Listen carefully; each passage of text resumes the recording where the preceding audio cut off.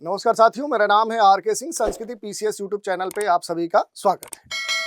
आज के एपिसोड में हम जिस टॉपिक की चर्चा करने वाले हैं वो एक अभयारण्य है। अभयारण्य का नाम है कैमूर वन्यजीव अभयारण्य। तो देखेंगे कि आखिर ये अभयारण्य क्यों चर्चा में है और इससे जुड़ी भी जो भी अहम जानकारी है उस पर भी संक्षिप्त लेकिन सारगर्भित जानकारी हम लेंगे। चलिए स्टार्ट करते हैं। सबसे पहले हम बात करेंगे कि आखिर ये जो अभयारण्य है ये आखिर चर्चा में क्यों है। तो वन विभाग की एक टीम ने हाल ही में कैमूर जो वन्यजीव जो अभयारण्य है यहाँ पर बड़े स्तर पे छापेमारी की और इस छापेमारी के दौरान देखें तो यहाँ पर काफ़ी अधिक संख्या में वन्य जीवों से जुड़े हुए जो बहुत सारे जो उनके अवशेष हैं वो प्राप्त हुए। जैसे हिरणों के जो सिर हैं, सींग है, जानवरों के जो मांस हैं वो भारी मात्रा में जब्त किया गया और तब से देखें तो कैमूर जो वन्यजीव अभयारण्य है ये खास तौर पे चर्चा में आ चुका है। और इसी में देखें तो सबसे अहम बात यही देखने को मिली कि यहाँ पर इतनी भारी मात्रा में जो छापेमारी में वन्य जीवों से जुड़े हुए जो उनके अवशेष हैं वो प्राप्त हुए। इस कारण से देखें तो ये जो घटना है ये खास तौर पे चर्चा में आ चुकी है। ये अलग अलग चीज़ों से जुड़ती है। जैसे अगर आप देखेंगे तो वन्य जीव जो है उनसे जुड़े हुए जो क्राइम्स है वो लगातार क्या हो रहे हैं, वो बढ़ रहे हैं। तो वन्य जीव जो अपराध है उसके तहत ये मामला खास तौर पे आप देख सकते हैं कि इस समय चर्चा में है। दूसरी बात की जो भी रिजर्व जो क्षेत्र हैं, जो संरक्षित क्षेत्र हैं, उन संरक्षित क्षेत्रों की अगर हम बात करें तो संरक्षित क्षेत्रों की जो भी सुरक्षा है या उनमें हो रहे जो अवैध शिकार हैं, उन अवैध शिकारों के संदर्भ में आप देख सकते हैं कि जो शिकार हो रहे हैं उनसे जुड़ा हुआ ये मामला है। और सबसे गंभीर बात क्या है कि जो प्रवर्तन तंत्र है उस प्रवर्तन तंत्र पे क्या किया जा रहा है कि लगातार प्रश्न चिन्ह खड़े किए जा रहे हैं और ये कहा जा रहा है कि इसके सामने बहुत सारी जो चुनौतियां हैं वो अब उत्पन्न हो चुकी हैं जिसके समाधान के करने की अब जरूरत है। तो इस तरह के जो मुद्दे हैं वो इस हाल के घटनाक्रम से देखे जा सकते हैं। दो तीन चीजें और हैं। जैसे अगर देखें तो इस पूरे क्षेत्र के संदर्भ में आप देखेंगे कि जो ये पूरा क्षेत्र बिहार का दूसरा जो टाइगर रिजर्व है, वाल्मीकि जो टाइगर रिजर्व है, उसके बाद घोषित करने के लिए ये जो क्षेत्र है ये पहले से प्रस्तावित है जिसे राष्ट्रीय बाघ संरक्षण प्राधिकरण के तहत एक सैद्धांतिक जो कह सकते हैं मंजूरी है वो मिल चुकी है। और इसके स्थापना के संदर्भ में देखेंगे तो वर्ष 1979 से ही वन्यजीव अभयारण्य के रूप में इसे स्थापित किया गया था। और हाल में देखें तो ये खास तौर पे इस समय चर्चा में, क्योंकि जो भी राष्ट्रीय बाघ संरक्षण प्राधिकरण है उसकी जो इसे सैद्धांतिक इस पूरे क्षेत्र को मंजूरी मिली है, इस कारण से ये पूरा क्षेत्र इस समय चर्चा में है। इसके अलावा अगर देखेंगे थोड़ा सा कैमूर जो वन्यजीव अभयारण्य है इसके बारे में हम बेसिक जानकारी लेंगे कि आखिर ये जो अभयारण्य है कहाँ पर आपको देखने को मिलेगा। तो ये कहाँ पर देखने को मिलेगा, तो भारत के बिहार राज्य में जाएंगे तो ये जो अभयारण्य है ये आपको देखने को मिलेगा। और बिहार में कहाँ पर देखने को मिलेगा, तो बिहार के पश्चिमी क्षेत्र कैमूर डिस्ट्रिक्ट में आएंगे तो यहीं पर कैमूर जिला में ये जो वन्यजीव अभयारण्य है ये आपको देखने को मिलेगा।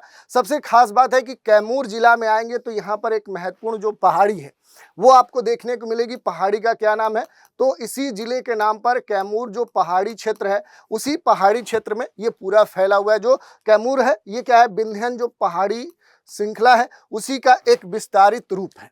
और यहाँ पर आप देखेंगे तो कई सारे जो नदियां हैं उन नदियों का जो प्रवाह है वो भी आपको देखने को मिलेगा। नदियों की अगर हम बात करें तो इसमें दो नदियां आपको महत्वपूर्ण तौर पे देखने को मिलेगी।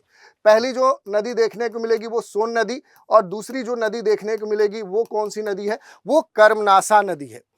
ये बिहार का सबसे बड़ा वन्यजीव अभयारण्य माना जाता है और इसका जो क्षेत्रफल है, अगर इसके पूरे क्षेत्रफल की बात करेंगे तो ये जो कैमूर वन्यजीव अभयारण्य है इसका जो एरिया है वो क्या है, एक बड़ा क्षेत्र वाला है। लगभग आप देखेंगे 1500 वर्ग किलोमीटर में क्या है ये फैला हुआ है। विभिन्न स्रोतों के अनुसार देखेंगे तो इसके जो आंकड़े हैं, आंकड़े में एक वेरिएशन देखने को मिलता है, यानी विभिन्नता देखने को मिलती है। अगर इस पूरे अभयारण्य के संदर्भ में आप देखेंगे जो भी ऐतिहासिक और सांस्कृतिक जो महत्व है इस क्षेत्र के, तो सबसे खास बात है कि ये जो अभयारण्य है ये प्रागैतिहासिक जो शैल चित्र हैं, जैसे लिखनीय जो चित्र हैं या प्राचीन जो शिलालेख हैं उनके लिए भी क्या है, खास तौर पे ये प्रसिद्ध माना जाता है। और यहाँ पर रोहतासगढ़ जो किला है, जो शेरगढ़ किला है, ऐसे ऐतिहासिक जो किले हैं वो सामान्य तौर पे देखने को मिलते हैं। दूसरी बात क्या है कि जो कैमूर पहाड़ी क्षेत्र है उसमें 2 प्राचीन जो किले हैं वो आपको देखने को मिलेंगे। और तीसरी बात कि यहीं पर एक और मंदिर आपको देखने को मिलेगा, मुंडेश्वरी जो मंदिर है वो काफ़ी प्राचीन है और यहाँ एक तरह से ऐतिहासिक महत्व के तौर पे देखें तो ये सबसे महत्वपूर्ण जो हिंदू धर्म के पुराने मंदिर हैं उन मंदिरों में से एक आते हैं। अगर प्रागैतिहासिक विरासत की बात करेंगे तो लखनिया और अन्य जो पहाड़ियां हैं यहाँ पर जो रॉक पेंटिंग है उनका अपना एक अलग महत्व है। और सालाखान जो क्षेत्र है उसमें प्री कैम्ब्रियन जो जीवाश्म है उनकी जो मौजूदगी है, उनकी जो खोज है वो इसे विशेष बनाते हैं। दूसरी बात देखें ट्राइब के जो हिस्टोरिकल बैकग्राउंड है उसके अनुसार देखेंगे ओराओन जो जनजाति है उसकी उत्पत्ति इसी क्षेत्र से मानी जाती है, जिस कारण से भी इसका अपना एक महत्व है। तो ऐतिहासिक दृष्टिकोण से तो इसका एक अपना अहम या प्रागैतिहासिक जो दृष्टिकोण है उससे तो अहम इसका एक महत्व होता ही है, बल्कि इकोलॉजिकल संदर्भ में भी देखेंगे तो इसका अपना एक रणनीतिक महत्व है।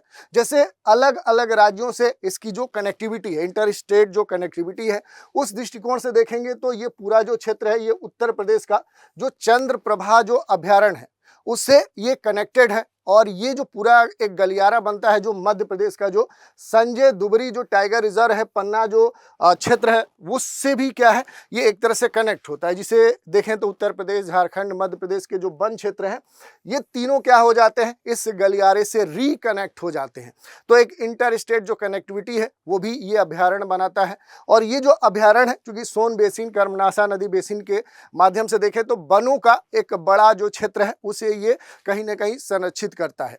बांधव, संजय, गुरु घासीदास, पलामू टाइगर जो मेटा पॉपुलेशन है उसके लैंडस्केप से भी क्या है ये पूरा जो कैमूर वन्यजीव अभयारण्य है ये जुड़ा हुआ है। और यहाँ पर कई सारे भौगोलिक जो विशेषता है वो भी आपको देखने को मिल सकते हैं। जैसे बहुत सारे जो झरने हैं जिसमें महत्वपूर्ण तौर पे करकट और तेलहार जो झरने हैं वो यहाँ पर देखने को मिलेंगे।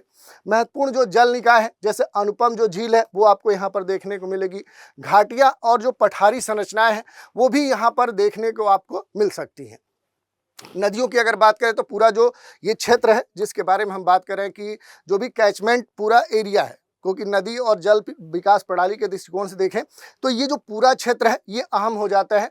ये अभयारण्य सोन, कर्मनाशा, कौ, दुर्गावती इस तरह की विभिन्न जो नदियां हैं जो यहाँ पर अपना एक कह सकते हैं कि अपवाह क्षेत्र बनाती हैं, तो इनसे एक महत्वपूर्ण जो जल ग्रहण क्षेत्र है, जो वाटर शेड है, उस रूप में ये नदियाँ यहाँ पर काम करती हैं। और दूसरी बात कि यहाँ पर जो वाटर डिवाइड है, जो जल विभाजक है, क्योंकि ये पूरा प्रायद्वीपीय भारत को दो जो प्रमुख नदियाँ हैं जिसमें सोन है और यहाँ पर तमसा है, टोन्स है, इनके लिए क्या करता है एक जल विभाजक का भी एक तरह से निर्माण करता है।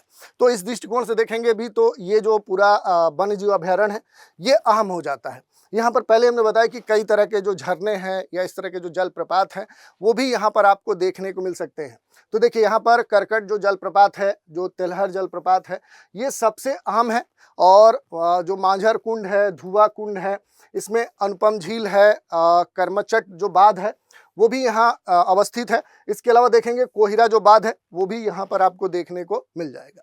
कई तरह की जो वनस्पतियां हैं वो यहाँ पर देखने को मिलेंगी। जैसे अगर वनों की बात करेंगे तो यहाँ पर कोई एक खास प्रकार की जो वनस्पति है वो देखने को नहीं मिलती है, बल्कि आप देखेंगे तो यहाँ पर मिक्स्ड जो वेजिटेशन है वो आपको देखने को मिलेगा। और चूंकि ये पूरा शुष्क क्षेत्र में आता है तो शुष्क जो पर्णपाती जो वन है वो सामान्य तौर पर देखने को मिलते हैं। जहाँ पर अगर आप देखेंगे जो वर्षा है, जो प्रेसिपिटेशन है वो कितना होती है तो 50 से लेकर 70 या फिर 100 सेंटीमीटर के आसपास होती है। अपेक्षाकृत जो तापमान है वो अधिक होता है।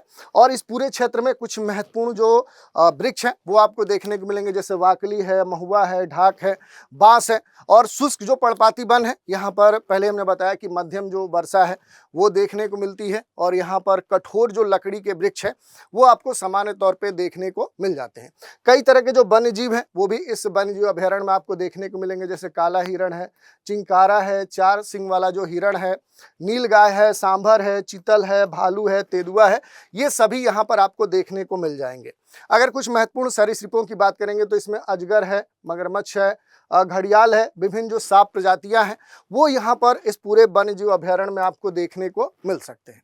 ओवरऑल हम कह सकते हैं कि कैमूर जो वन्यजीव अभयारण्य है ये न केवल बिहार का सबसे बड़ा संरक्षित क्षेत्र है, सबसे महत्वपूर्ण क्षेत्र है, बल्कि ये जैव विविधता के दृष्टिकोण से, ऐतिहासिक दृष्टिकोण से, प्रागैतिहासिक विरासत के दृष्टिकोण से, वन्यजीव कॉरिडोर के दृष्टिकोण से ये अत्यंत महत्वपूर्ण बिहार का क्षेत्र है। और लेकिन हाल में जो तेजी से बढ़ते हुए इलीगल जो हंटिंग है, अवैध जो शिकार है, विभिन्न तरह की ऐसी जो घटनाएं हैं, ये कहीं ना कहीं जो यहाँ पर प्रभावी जो प्रवर्तन है, जो रेगुलेशन है, जो नियामक तंत्र है, उस पर एक बड़ा प्रश्न चिन्ह खड़ा करते हैं। सामुदायिक आधारित जो संरक्षण है उसकी आवश्यकता को भी ये वर्तमान की जो घटनाएं हैं ये रेखांकित करती हैं। तो अब देखे जाने वाली बात है कि प्रवर्तन जो कह सकते हैं तंत्र है वो कैसे ऐसे अंतर्निहित समस्याओं का समाधान करता है। तो ये पूरा हमने देख लिया कि आखिर कैमूर जो वन्यजीव अभयारण्य है वो क्यों चर्चा में है, और इससे जुड़ी भी जो भी अहम बातें हैं उन पर भी हमने चर्चा कर ली। इसी पर आधारित एक प्रश्न है, कैमूर वन्यजीव अभयारण्य मुख्य रूप से भारत के किस राज्य में स्थित है और ये उस राज्य का सबसे बड़ा जो अभयारण्य है ये कैसे बनता है? तो देखिए, मध्य प्रदेश राज्य में है, झारखंड में है, बिहार में है या फिर उत्तर प्रदेश में है। तो सही उत्तर आपको चुनना है और कमेंट के माध्यम से क्या करना है, हम तक प्रेषित करना है। तो इस तरह से आज के एपिसोड में हमने बात कर लिया इस वन्यजीव अभयारण्य के बारे में, क्यों चर्चा में है, और इससे जुड़ी हुई जो भी महत्वपूर्ण जानकारी हो सकती है जो आपके एग्जाम में पूछी जा सकती है उस पर हमने चर्चा की। तो आज के एपिसोड में इतना ही। आप सभी हमारे साथ बने रहें, इसके लिए धन्यवाद।